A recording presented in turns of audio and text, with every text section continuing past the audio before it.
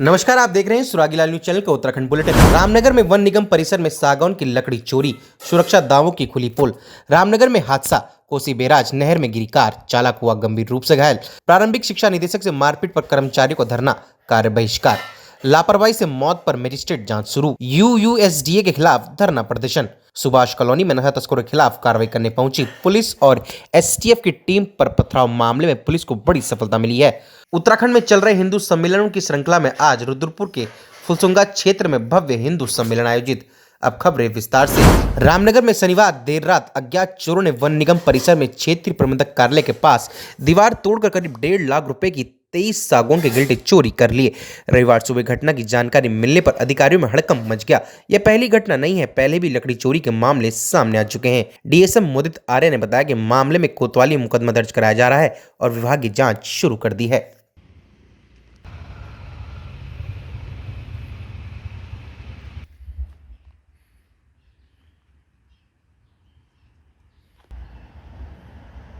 रामनगर में रविवार देर रात कोसी बैराज क्षेत्र में एक स्विफ्ट कार अनियंत्रित होकर रेलिंग तोड़ते हुए कोसी नदी में जा गिरी। हादसे में कार चालक 38 वर्षीय ईशांत अग्रवाल गंभीर रूप से घायल हो गया। मौके पर मौजूद लोगों ने पुलिस की मदद से रेस्क्यू कर उसे अस्पताल पहुंचाया, जहां से हालत गंभीर होने पर हायर सेंटर रेफर कर दिया। घटना की सूचना मिलने पर सीओ सुमित पांडे, कोतवाल सुशील कुमार, पुलिस और दमकल टीम के साथ मौके पर पहुंची। पुलिस दुर्घटना के कारणों की जाँच कर रही है।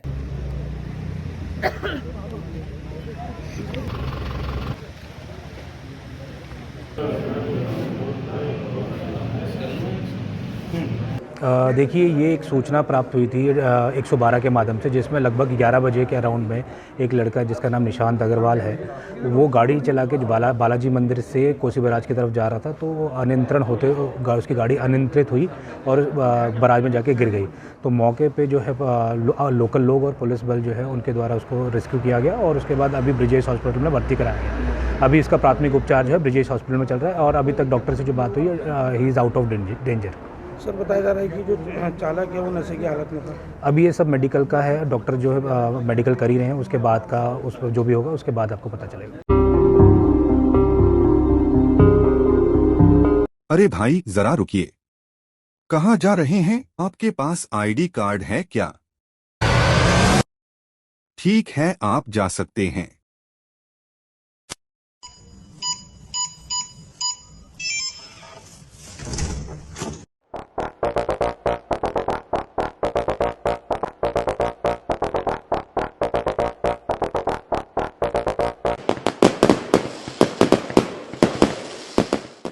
यूनिको पेश करता है प्रीमियम पाइप्स और फिटिंग्स। यूनिको में है दम, यूनिको नहीं किसी से कम।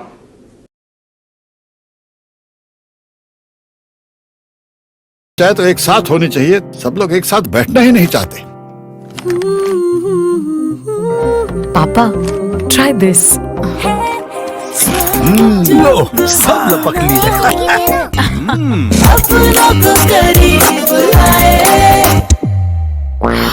ये क्या हाल कर दिया है रूम का? बस कल से चाय मेरे रूम में। देवर पान नमकीन। रामनगर स्थित उत्तराखंड विद्यालय शिक्षा परिषद मुख्यालय के बाहर शिक्षक कर्मचारियों ने कार्य बहिष्कार कर धरना प्रदर्शन किया।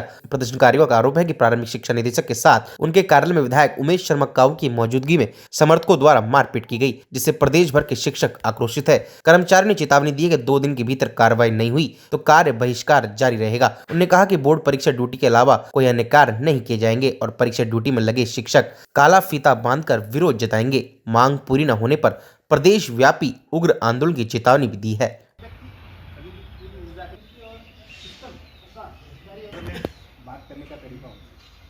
मैं सुनील भंडारी, कार्यवाहक प्रदेश सदस्य education minister officer association Uttarakhand.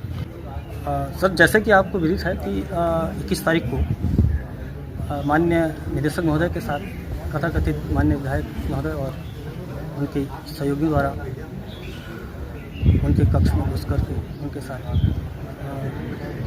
जो है मारपीट की घटना हमें सोशल मीडिया से संज्ञानित हुई। उसके बाद हमारी कोर कमेटी का सभी प्रांतीय पदाधिकारियों की कोर कमेटी की 22 तारीख को बैठक हुई देहरादून और उसमें ये निर्णय लिया गया है कि कोर कमेटी का गठन किया गया है। कोर कमेटी का आदेश है कि हम शांतिपूर्ण तरीके से अपने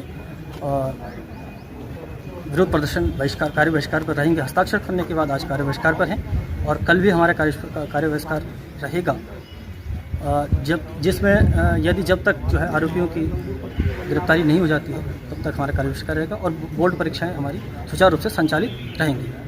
हमारी मांग है कि जो है 24 तारीख तक समय रहते हुए आरोपियों को गिरफ्तार कर लिया जाए और कर्मचारियों के लिए SOP गठन करे शासन। माननीय मुख्यमंत्री जी, माननीय शिक्षा मंत्री जी से मेरा निवेदन है कि कर्मचारियों की सुरक्षा को देखते हुए इस पे शासन स्तर से SOP का निर्गत कर दें। आगे कोर कमेटी का जैसा निर्णय होगा आंदोलन उस पर आता है।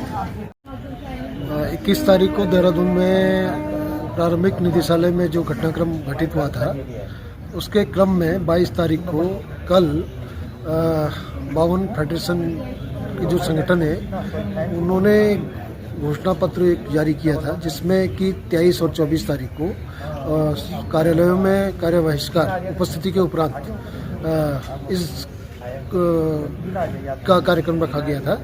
उसी क्रम में ये कार्यक्रम यहाँ पर हो रहा है और बोर्ड परीक्षाएं भी क्योंकि संचालित हो रही हैं, तो बोर्ड परीक्षा में जो कार्मिक हमारे लगे हुए हैं वो काली पट्टी के साथ में विरोध करते हुए अपना कार्य कर रहे हैं। हमारा कंट्रोल रूम भी काम कर रहा है और बाकी जो हमारे समस्त कार्मिक हैं वो अपने कार्य बहिष्कार के लिए यहाँ पर एकत्रित है। हल्द्वानी में सड़क पर खोदे गए खुले गड्ढे एक बुजुर्ग की मौत का कारण बन गया। रविवार को स्कूटी सवार बुजुर्ग की नो एंट्री में घुसे एक ट्रक ने टक्कर मार दी, जिससे उसकी मौके पर मौत हो गई। जिस स्थान पर हादसा हुआ वह निर्माणदायी संस्था UUSDA द्वारा बड़े गड्ढे खोदे गए हैं। घटना के बाद जिलाधिकारी ने मामले की मजिस्ट्रेट जांच के आदेश दिए हैं। सिटी मजिस्ट्रेट AP वाजपेयी ने मौके पर निरीक्षण कर जांच शुरू कर दी है और संबंधित विभाग से आज्ञा तलब की है। उन्होंने कहा कि जिसकी भी लापरवाही सामने आएगी उसके खिलाफ कठोर कार्रवाई की जाएगी।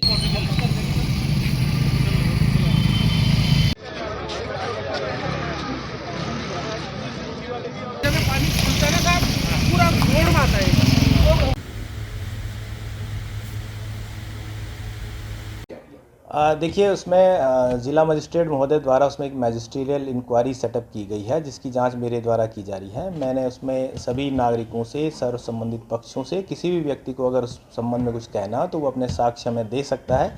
साथ ही जो हमने घटनास्थल का भी निरीक्षण किया है, इसमें स्थानीय पुलिस से, ट्रैफिक पुलिस से, साथ साथ लोक निर्माण विभाग, नगर निगम, इसके अलावा जो कार्यदायी संस्थाएं उन सभी से आख्याएँ ली जा रही हैं कि घटना का कारण क्या रहा है, इसके अलावा क्या आगे निवारक उपाय किए जा सकते हैं ताकि इस तरह की पुनरावृत्ति न हो, और अगर किसी स्तर पर इसमें लापरवाही परिलक्षित होती है तो उसके विरुद्ध कार्रवाई के लिए भी संस्तुति की जाए। हल्द्वानी में 2 नहरिया के बाद विधायक सुमित हरदेस और कांग्रेस के वरिष्ठ नेता ललित जोशी के नेतृत्व में स्थानीय लोगों ने निर्माण कार्यदायी संस्था UUSDA के खिलाफ 1 दिवसीय धरना प्रदर्शन किया। प्रदर्शनकारियों ने शहर में चल रहे निर्माण कार्यों में लापरवाही का आरोप लगाया। विधायक सुमित हरदेस ने कहा कि शहर पूरी तरीके से खुदा हुआ है और विभागीय समन्वय के अभाव में लगातार हादसे हो रहे हैं। उन्होंने लोक निर्माण विभाग, सिंचाई विभाग, पेयजल विभाग और UUSDA के बीच तालमेल की कमी को जिम्मेदार ठहराया। साथ ही पुलिस पर सवाल उठाते हुए कहा कि नो एंट्री में ओवरलोड ट्रक कैसे चल रहे हैं। स्थानीय लोगों ने चेतावनी दी कि व्यवस्थाएं दुरुस्त नहीं हुई तो उग्र आंदोलन किया जाएगा।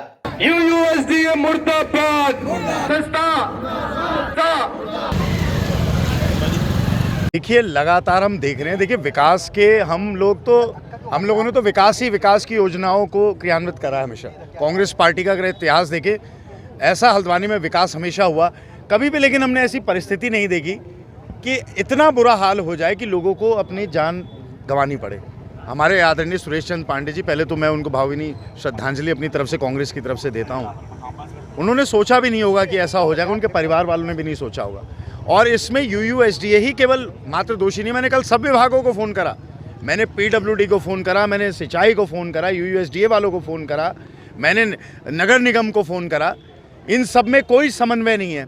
वो सड़क, वो जो ढलान बनी है वो नगर निगम के द्वारा बनाई गई सड़क है। मेन सड़क जो है PWD की सड़क है।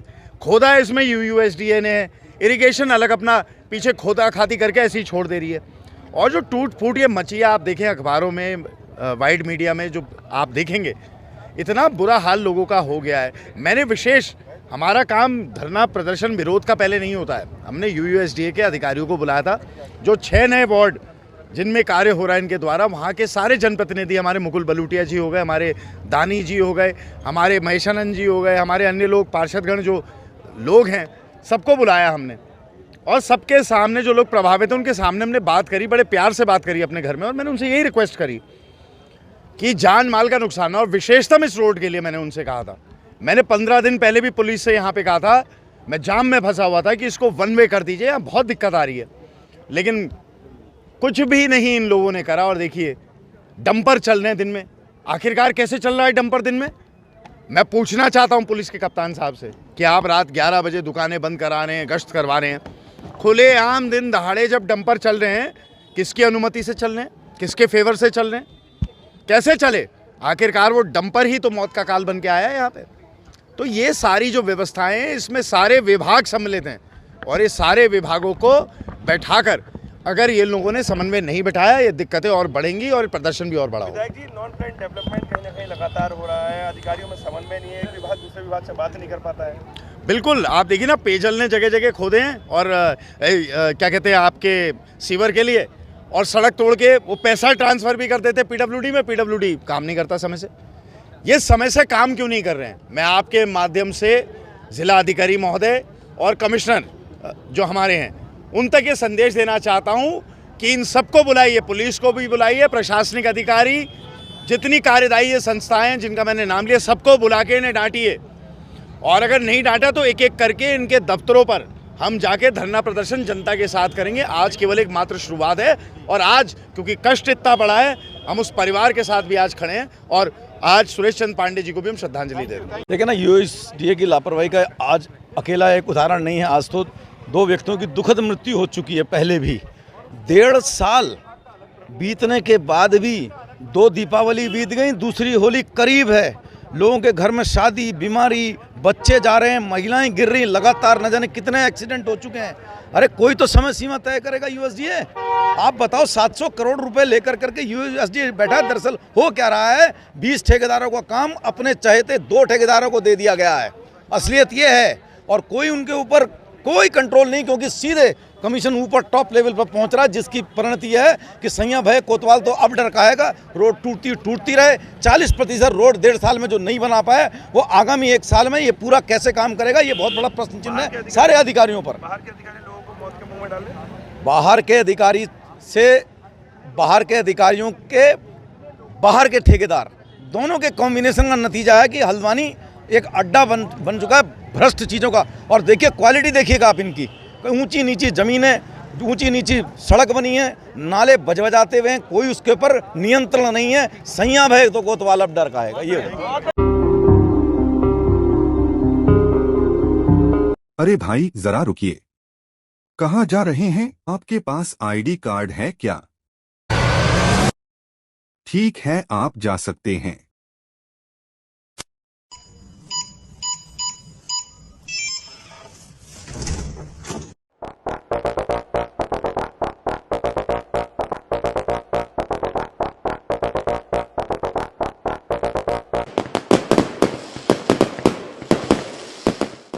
यूनिको पेश करता है प्रीमियम पाइप्स और फिटिंग्स।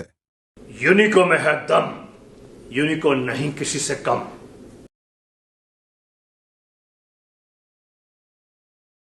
चाहे तो एक साथ होनी चाहिए, सब लोग एक साथ बैठना ही नहीं चाहते। पापा, ट्राई दिस। लो, सब लपक लिए।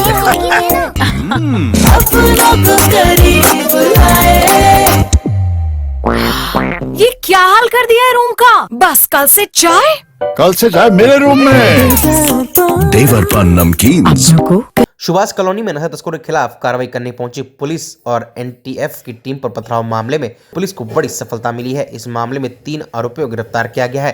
कार्रवाई के दौरान असामाजिक तत्वों ने टीम पर अचानक पथराव कर दिया था, जिसमें एसटीएफ का एक जवान घायल हो गया था। घटना के बाद से आरोपी फरार थे और पुलिस लगातार उनकी तलाश कर रही थी। सटीक सूचना के आधार पर पुलिस ने तीनों को गिरफ्तार कर लिया। आरोपियों को कोर्ट में पेश कर न्यायिक हिरासत में भेजने की कार्रवाई की जा रही है। सीओ सिटी प्रशांत कुमार ने कहा कि कानून व्यवस्था से खिलवाड़ करने वालों को बख्शा नहीं जाएगा और क्षेत्र में शांति व्यवस्था बनाए रखना पुलिस की प्राथमिकता है।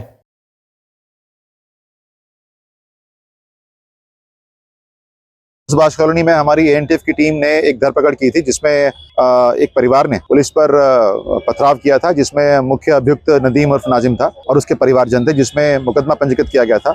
10 लोग नामजद थे। इस मुकदमे में 2 मुलजिम पहले ही अरेस्ट हो चुके हैं और जिन लोगों ने इसमें इनको शय दिया था वो भी इसमें अरेस्ट हो गए हैं। इसमें कल हम शाम हमने 3 और मुलजिम अपने हिरासत में लिए हैं, जिनका नाम है सूरज और इसके सहयोगी हैं, और इन लोगों को पकड़ा गया है। जो बाकी ये तीनों लोग नामजद थे और जो बाकी लोग इसमें नामजद हैं उनके खिलाफ भी दबिश लगातार दी जा रही है, जल्द गिरफ्तार किए जाए। उत्तराखंड में चल रहे हिंदू सम्मेलन की श्रृंखला में आज रुद्रपुर के फुलसुंगा क्षेत्र में भव्य हिंदू सम्मेलन आयोजित किया गया। कार्यक्रम में बड़ी संख्या में श्रद्धालु और स्थानीय लोग शामिल हुए। मुख्य अतिथि के रूप में शिवगिरी महाराज जूनाखाड़ा हरिद्वार उपस्थित रहे। सम्मेलन के दौरान जय श्री राम और हर हर महादेव के जय घोष लगे। अपने संबोधन में शिवगिरी महाराज जी ने कहा कि हिंदुत्व अहिंसा, धर्म, एकता और अखंडता का संदेश देता है। उन्हें प्रधानमंत्री नरेंद्र मोदी के नेतृत्व में भारत को विश्व गुरु बनाने की दिशा में अग्रसर होने की बात भी कही। कार्यक्रम में रुद्रपुर के महापौर विकास शर्मा और किच्छा के पूर्व विधायक राजेश शुक्ला सहित अन्य गणमान्य लोग मौजूद रहे।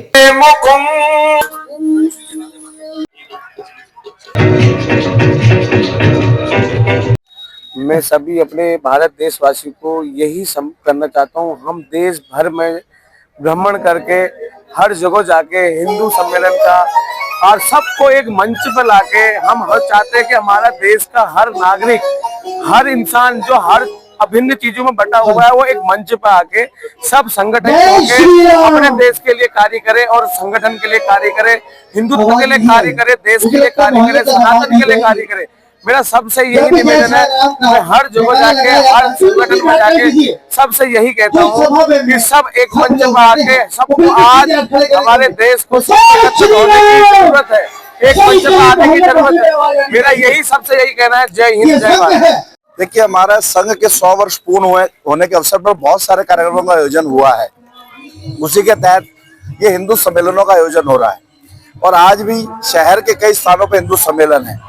इन सम्मेलनों का उद्देश्य है कि हम सब जात पात से ऊपर उठकर हम सब एक हों और जो भी हिंदू समाज के अंदर कुरीतियां उन्हें दूर करने का प्रयास किया जाए, क्योंकि भारत को आगे ले जाना है।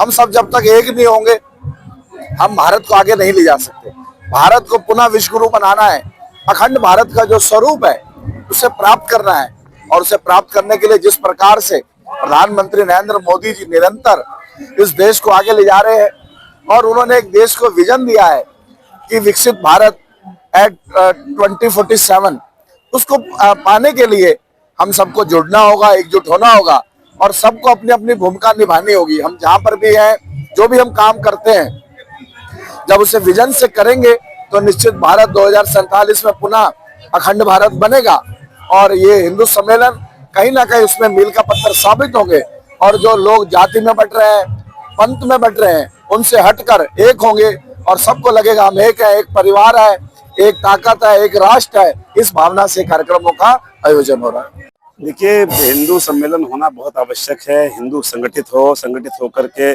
पूरी मानवता के लिए काम करे, क्योंकि हिंदू एक ऐसी विचारधारा है जिसमें बड़ी विराटता है, बड़ी व्यापकता है। हिंदू किसी एक किताब से चलने वाला धर्म नहीं है। हिंदू का कोई एक पैगंबर है, कोई एक से नहीं आया। हिंदू सबके कल्याण की कामना करता है। हिंदू एक विचारधारा है, एक जीवन जीने की पद्धति है। तो हिंदुओं का संगठित होना मानवता के लिए जरूरी है, संसार के कल्याण के लिए जरूरी है और इसलिए जो कार्यक्रम हुआ मैं इसके लिए बहुत बहुत बधाई देता हूँ। निश्चित रूप से इससे संगठित होंगे हिंदू और संगठित होकर के देश, समाज, राष्ट्र के लिए, मानवता के लिए काम करेंगे। उत्तराखंड की तमाम सारी अपडेट्स के लिए जुड़िएगा सुरागी लाल न्यूज़ चैनल के साथ। धन्यवाद।